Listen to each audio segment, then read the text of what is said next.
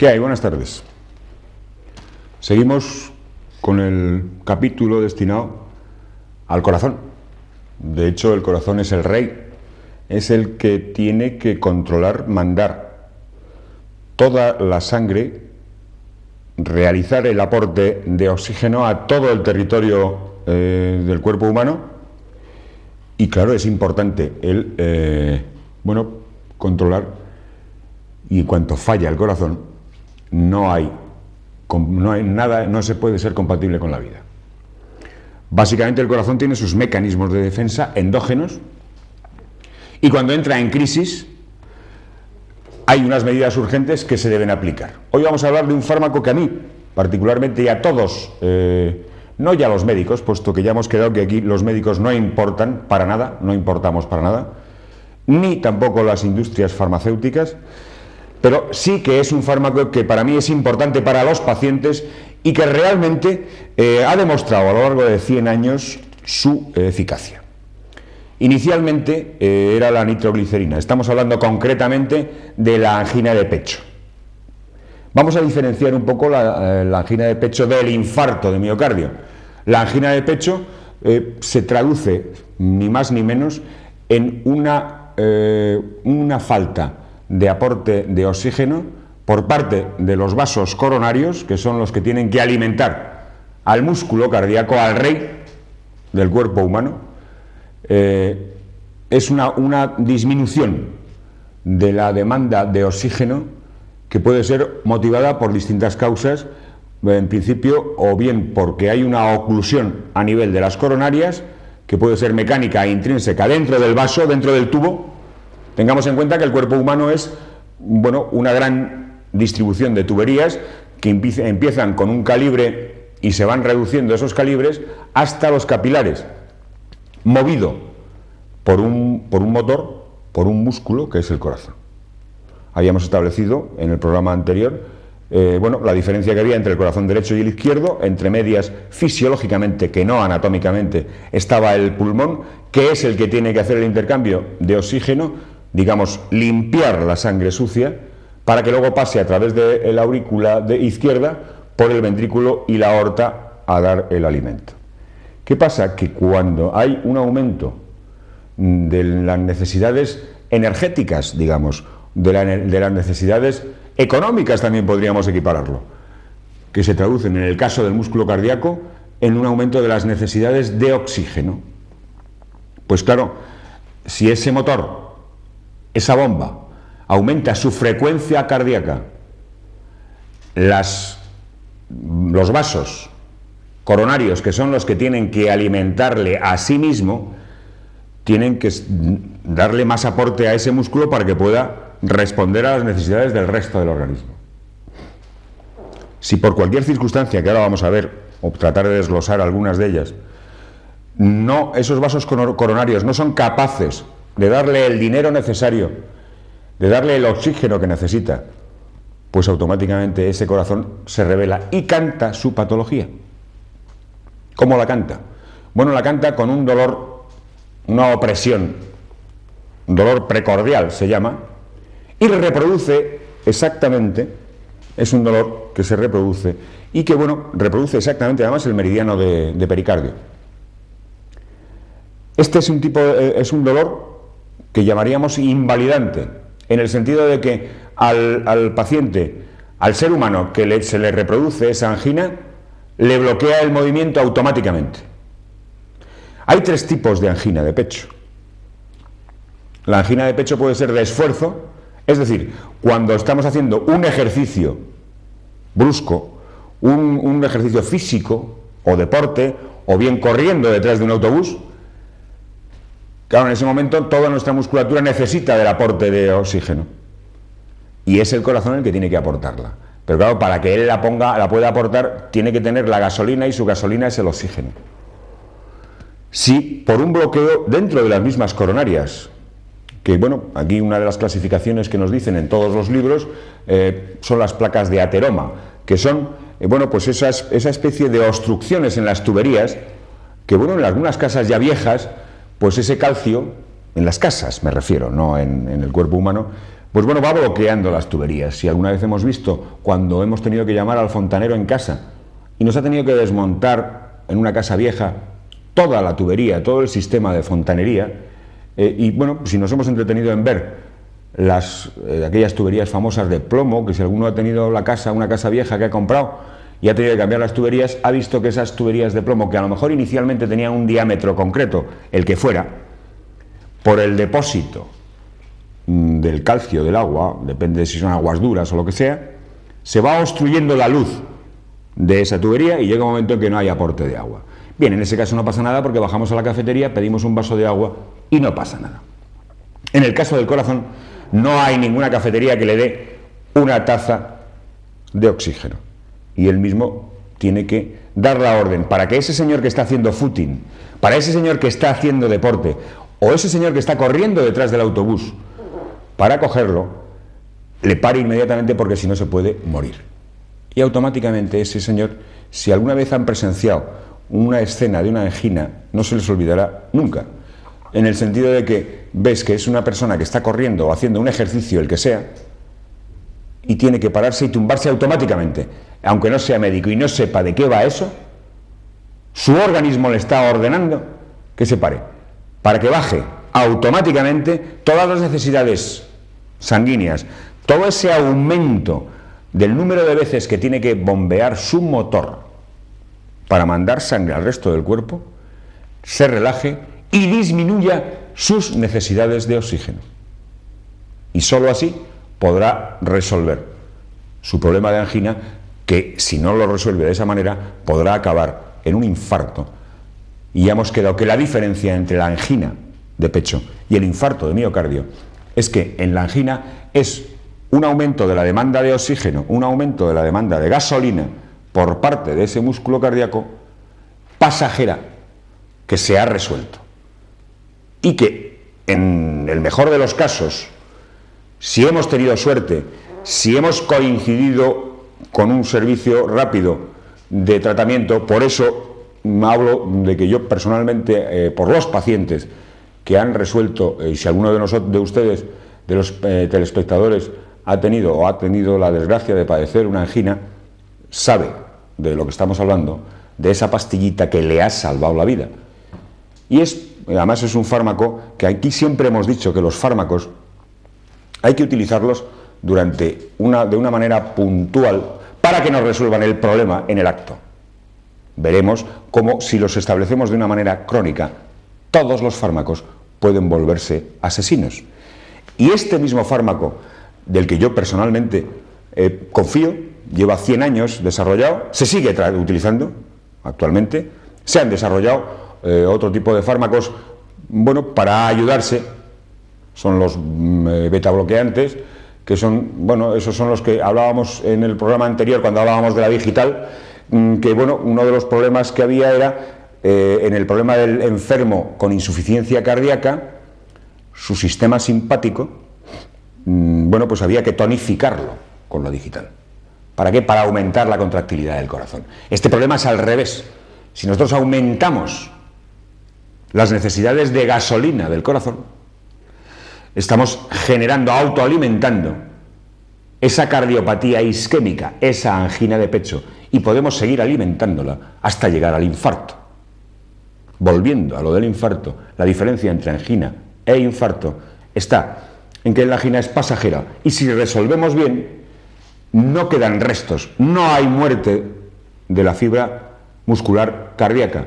En el caso del infarto, ya hay una parte de ese corazón que ha pasado un tiempo en el que no ha tenido ese aporte de oxígeno necesario para la vida, puesto que ustedes imagínense, el otro día comentaban que parece ser que los niños ahora en algún colegio por ahí hacen un juego que consiste en lo que se llama en medicina pausas de apnea, y consiste en parar de respirar. Parar de respirar. No es compatible la vida. Hay un caso de un niño de estos que está ingresado en una UBI porque se pasó en la apnea. Pues bien, está claro que nadie puede vivir sin respirar. Bueno, pues por la misma razón, si el corazón es el rey, tampoco puede vivir sin respirar. Entonces, ¿qué es lo que pretende la farmacología cuando hay una crisis de este tipo, cuando hay una urgencia de este tipo? En primer lugar, el cuerpo humano siempre canta sus patologías de acuerdo un poco a la gravedad, un poco no, totalmente de acuerdo a la gravedad, con lo que puede desencadenar el hecho de que eso pase de una forma subaguda, de una forma que el paciente no se entere, de una forma que el ser humano que tiene que vivir de ese motor no se entere, se tiene que enterar, porque si no, no va a poner los medios, y si no, acabará muriendo. Bien, entonces hemos quedado que tenemos, en el caso del infarto, es muerte celular. En el caso de la angina, es una disminución de la gasolina a ese músculo cardíaco. Entonces, es normal, para esto no hay que ser ingeniero ni premio Nobel. Lo que tenemos que hacer, lo que vamos a hacer desde la farmacología es, o desde lo que sea, cuidado, desde la farmacología o desde donde sea, está claro que lo que tenemos que hacer es aumentar el aporte de oxígeno a ese músculo cardíaco, a ese motor, y tratar de disminuir las necesidades de oxígeno, de gasolina del resto del territorio circulatorio, respetando siempre los dos jefes del cuerpo, que son los que van a controlar todo y que son los que establecen todos los sistemas de defensa del cuerpo. Uno, el motor, el músculo cardíaco, el corazón, el rey. Dos, el cerebro, la jefatura. Desde ahí se controla todo el sistema hormonal y todo el resto de las funciones vitales necesarias y compatibles con la vida. Bien, entonces, básicamente tenemos que hacer, en primer lugar, cuando en un paciente de este tipo esto surge en la calle, no hay tiempo para preguntas, hay que resolver en el acto. Por eso es el fármaco de elección desde hace más de 100 años, porque ha resuelto. Y como se utiliza de una manera puntual, no hay problema. Pues bien, en ese momento se le pone, inicialmente, hace 100 años, aquí tenemos el dinitrato de isosorbide, y les voy a contar por qué ha habido que evolucionar. Inicialmente se utilizaba nitroglicerina. Nitroglicerina, pero ustedes, la nitroglicerina, habrán visto alguna película cómo funciona eso de la nitroglicerina, ¿no? Esos famosos ladrones que van a robar en una caja fuerte de un banco. Bueno, pues claro, van con un cuidado horroroso, porque como se mueva aquello explota. Inicialmente, claro, imagínense que cuando se colocaba en un paciente anginoso, en un paciente con una isquemia, una patología de isquemia cardíaca, se le colocaba en suero intravenoso la nitro, pues claro, como ese paciente tuviera una convulsión, el hospital se podía ir al garete. Bien, se ha evolucionado y es un nitrito. Inicialmente, en el paciente, en el individuo sano, su propio organismo genera un nitrato en interior, una endorfina en forma de nitrato que trabaja directamente a nivel de la pared coronaria y se ocupa de que tenga una dilatación necesaria. Tenemos que, bueno, quien más, quien menos, no sé, bueno, habrá visto, dicen no, es auténtico, el corazón del cerdo es muy parecido al corazón humano. Fíjense si será parecido que muchas de las pruebas que se han hecho a nivel de, porque hemos quedado que el problema básico es el aporte de gasolina, el aporte de oxígeno al motor, al músculo cardíaco. Una de las razones eran las extrínsecas, bueno, vamos a verlas en el sentido de que puede haber un problema en la precarga, recuerdan, el llenado de la aurícula derecha a nivel externo, pero hay otra de las patologías del origen del problema de la angina de pecho, es que haya un bloqueo, que haya una obstrucción a nivel coronario. Pues bien, el animal de elección, para hacer aquello de entubar, meter un tubito que lleva una forma como de paraguas, para abrir de una forma mecánica esa obstrucción, se ha estudiado en el cerdo. Pues si ustedes han visto, y si no, pues busquen y miren, el corazón de un cerdo básicamente es muy parecido al nuestro. Entonces, los vasos coronarios pasean a través, o sea, por fuera de lo que llamamos el epicardio, ¿no? Esos vasos, digamos, son los más gruesos, son los que vemos de una forma macroscópica, así, tal y como cogemos en una casquería, en una tienda, un corazón de un cerdo, o en un quirófano el corazón de un ser humano, independientemente de sus connotaciones personales. Pues bien, vemos que hay unos vasos que se ven a simple vista, pero esos vasos tienen una serie de que llamamos vasos colaterales que se ocupan de llegar al interior de todo el músculo cardíaco, porque el músculo cardíaco no es solamente lo que vemos, tiene un grosor y tiene.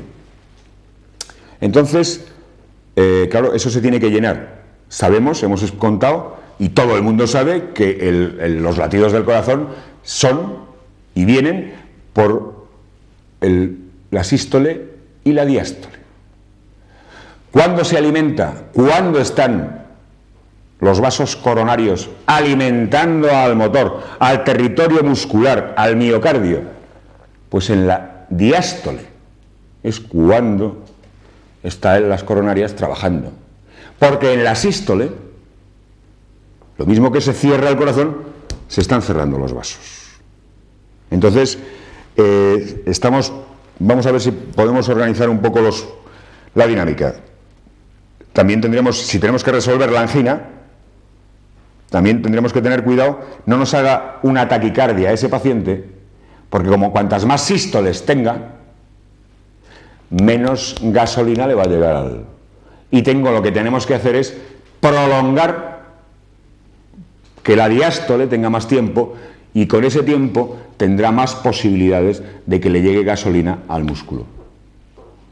Bien, entonces, si a ese paciente que hemos contado en la calle, que hemos visto que se ha caído inmediatamente, además este es un fármaco que se utiliza de una manera, la gente ya, como es tan conocido, porque el infarto de miocardio es una enfermedad que, bueno, muy conocida, se le ha dado mucha prensa, y bien, pues quien más, quien menos, como además con la vida que llevamos actualmente, lo que llaman el estrés, bueno, las etiquetas que se van colocando a un determinado tipo de patología, y las relaciones cuando no se sabe exactamente por dónde viene o por dónde no viene, bueno, pues quien más, quien menos lleva en ese bolsillito que llevamos todos los hombres en el pantalón, ese bolsillo pequeño que en principio es para el mechero, pues quien más, quien menos dentro del mundo, digamos, de los ejecutivos, y ya como diariamente vamos viendo que va bajando un poco la edad de aparición del infarto, pues quien más, quien menos lleva una cajita de estas. Pero esto es un arma de doble filo. Esto es lo que en un programa de Meridianos o en un programa de Universidad Abierta les contaba el fundador, que una mano tiene dos caras, ¿no? Todo tiene dos caras, esta y esta, el anverso y el reverso, anverso, reverso. Hemos quedado que este es un fármaco estupendo y es un fármaco de elección para esa patología. Pero claro, como se le ha dado tanta publicidad, y todos, quien más, quien menos, si usted llega mañana a un restaurante y hiciéramos una apuesta, estoy convencido de que más del 85% de los varones que hay ahí tienen pastillitas de nitrato de isosorbide. Hay otro tipo de este fármaco, pero vamos, ya les digo, había la nitroglicerina, esta y el 5-dinitrato de isosorbide, que es, bueno, es un cambio aquí en un grupo de nitrógeno. Claro, esto tiene lo del anverso y el reverso, las dos caras de una mano, las dos caras de la vida, las dos caras de todo, el doble filo de una mano. Porque claro, si, por ejemplo, en un restaurante, y estoy relatando exactamente un caso que ha ocurrido y que conozco personalmente, en un restaurante, en la mesa de al lado, bueno, un señor parece que sufre como un infarto o una angina de pecho. En el infarto, cuidado, en el infarto esto no vale, pero bueno, tampoco va a matar al paciente. En el infarto hay que evacuar inmediatamente al paciente a una unidad de cuidados intensivos. Pues bien, a un señor, le da un síncope, le da y en la mesa de al lado, pues como quien más que menos tiene de esto, pues piensa, y con todo el mejor interés del mundo y con toda la buena voluntad del mundo, pues piensa que es una angina de pecho. Y se la coloca debajo de la lengua, porque ahora vamos a ver cómo se absorbe y por dónde se absorbe, porque como este fármaco se biotransforma, pues como de momento además lo que tenemos que hacer es salvar la situación urgente de claudicación, de aporte de oxígeno por parte de las coronarias a ese motor, a ese corazón, pues lógicamente con toda la buena intención, pero claro, el diagnóstico primero hay que hacerlo. Y le colocó una pastilla sublingual. Eso fue lo que precisamente mató a ese señor.